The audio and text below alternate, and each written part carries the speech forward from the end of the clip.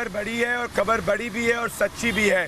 सबसे बड़ी खबर जो सामने आ रही है, जो मेरी टीम मेरे साथ में जुड़ रही है, विवेक शांडिल्य, निधि वासुंदानी, श्वेता त्रिपाठी, रीमा, खबर ये आ रही है कि शिवसेना की गुंडागर्दी मुंबई में चरम सीमा पर है। रिपब्लिक के पत्रकार अनुज को अभी भी जेल में रखा गया और अब नौसेना के पूर्व सीनियर अधिकारी के साथ गुंडागर्दी करी गई सिर्फ एक व्हाट्सएप के जोक पर। श्वेता, ये खबर जो आ रही है ये दिखाती है कि शिवसेना किसी भी व्यक्ति से गुंडागर्दी कर सकती है, भले वो नौसेना को या रिपोर्टर हो। श्वेता, देखिए प्रदीप, सवाल यही उठता है कि क्या ये पहले देखना समझना नहीं चाहिए था कि आखिर वो मैसेज क्या है। आपने एक मैसेज की बात पर कैसे पूर्व नौसेना के अधिकारी को पीट दिया और इस तरह से पीट दिया कि उनकी आंख में चोट आ गई है, इलाज चल रहा है। ये तो सरासर गुंडागर्दी है। क्या ऐसा क्या गुनाह कर दिया था उस पूर्व सेना अधिकारी ने?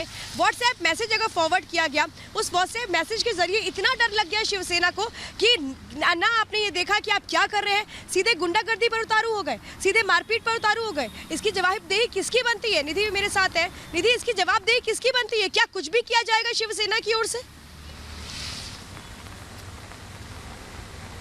ऐसा लगता है श्वेता, सत्ता की हनक इतनी हावी हो गई है शिवसेना के ऊपर कि उसके समर्थक सरेआम गुंडागर्दी करते हुए दिखाई दे रहे हैं।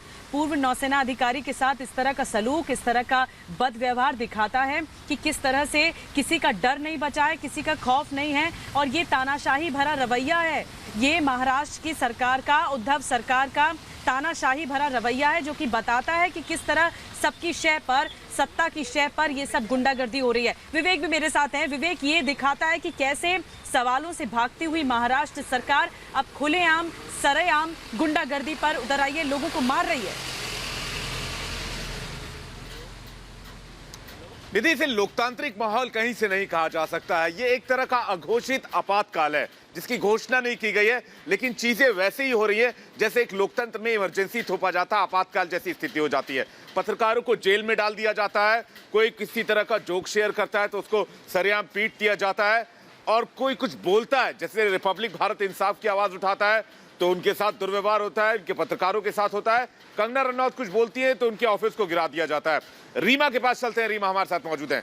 रीमा, आखिर क्या इस बात की जरूरत क्या है कि इस तरह के माहौल में, जहां पर अभिव्यक्ति की, जहां एक लोकतंत्र है, वहां पर इस तरह से लोगों को निशाना बनाया जा रहा है? रीमा, विवेक, मैं तो ये कहूंगी कि पार्टी के तौर पे शिवसेना का जो रवैया रहा है और जिस तरीके से सुलूक रहा है गुंडागर्दी का, वो सत्ता में आने के बाद भी वही सुलूक रहा है। वो भूल गए हैं कि महाराष्ट्र की जिम्मेदारी अगर उनके कंधे पे है तो बेहतर तरीके से सरकार चलाने की। ऐसा नहीं कि किसी को सजा दे दे, ऐसा नहीं कि किसी को जेल की सलाखों के पीछे लेकर जाए। प्रदीप भी हमारे साथ बने हुए। प्रदीप, ये रवैया कहता क्या है महाराष्ट्र की सरकार का, उद्धव सरकार का? बिल्कुल, और दिल में पीड़ा होती है दोस्तों, दिल दुखता है, पर साथ में मन आक्रोशित भी होता है कि एक लोकतांत्रिक देश के अंदर एक ऐसी सरकार भी आई है महाराष्ट्र में जो एक नौसेना के अधिकारी का सम्मान नहीं करती। जरा सुनिए क्या कहते हैं और सोचिए कि किस तरीके से इमरजेंसी जैसा माहौल है। मेरे मतार संघ में रहने वाले ठाकुर कॉम्प्लेक्स के निवृत्त नौदल अधिकारी मदन शर्मा जी के ऊपर आज शिवसेना के गुंडों ने जानलेवा हमला किया।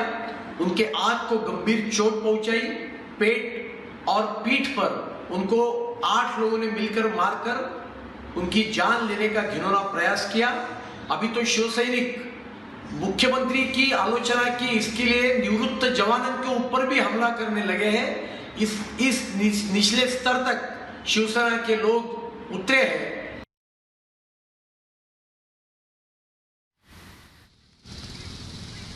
तो देखिए 66 साल की उम्र है, बुजुर्ग है, पूर्व नौसेना के अधिकारी हैं और जिस तरह से पीटा जा रहा है ये तो साफ साफ दिखाता है कि क्या शिवसेना गुंडागर्दी करेगी, कुछ भी करेगी और कोई रोकेगा नहीं महाराष्ट्र में।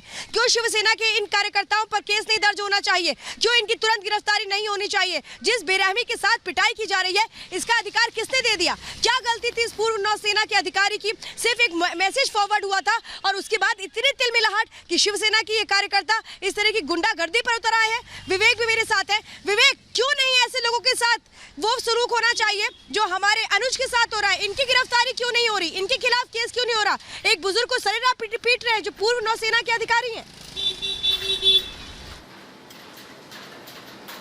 बिल्कुल सही सवाल उठा रही हैं आप श्वेता, और यही सवाल सबसे ज्यादा लाजमी है। 66 साल के पूर्व नौसैनिक अधिकारी को आप पीटते हैं, बुरी तरीके से पीटते हैं, और ऐसा पीटते हैं कि अस्पताल में भर्ती करना पड़ता है। लेकिन दूसरी तरफ उन लोगों पर कार्रवाई नहीं होती जो लोग इसके जिम्मेदार होते हैं, उन लोगों पर कार्रवाई नहीं होती जो लोग इसके लिए जिम्मेदार वहां पर मौजूद होते हैं। सबसे बड़ी बात यह कि आप पत्रकार को जेल में डालेंगे आवाज उठाने के लिए, इंसाफ की मुहिम में शामिल होने के लिए, और इस तरह की गुंडागर्दी करने पर कोई कार्रवाई नहीं। क्या संजय राउत के उस बयान पर अभी तक कोई कार्रवाई हुई जिसने उन्होंने देश में एक सम्मानित महिला का अपमान किया? हमारे साथ इस वक्त निधि भी जुड़ी हुई है। निधि, क्या कार्रवाई नहीं होनी चाहिए? बिल्कुल विवेक, आप अगर तस्वीरें देखेंगे तो वाकई खून एकदम खौल जाएगा कि इस तरह एक बुजुर्ग को, एक पूर्व नौसेना अधिकारी को, आप देखिए इनकी आंख कैसे लाल हो गई है, बिल्कुल लाल हो गई है। 5 लोग बुरी तरह से जिसे कहेंगे बेदर्दी से पीट रहे हैं, और ये शिव सैनिक है। 5 लोग इतनी बुरी तरह से पीटते हैं एक 66 साल के बुजुर्ग को, और सब सरेआम तमाशा देखते रहते हैं, तमाशबीन बने रहते हैं। और शिवसेना की गुंडागर्दी, दादागिरी सरेआम सड़कों पर देखने को मिल रही है। प्रदीप, ये दिखाता है कि लोकतंत्र में किसी को अपनी आवाज रखने का हक नहीं बचा है। अगर कोई भी अभिव्यक्ति दिखाएगा तो उसके साथ ऐसा सलूक करेंगे। एक बुजुर्ग के साथ इतनी बेरहमी से पीटा जाता है किसी को। बिल्कुल निधि और दर्शकों, तस्वीर को ध्यान से देखिए।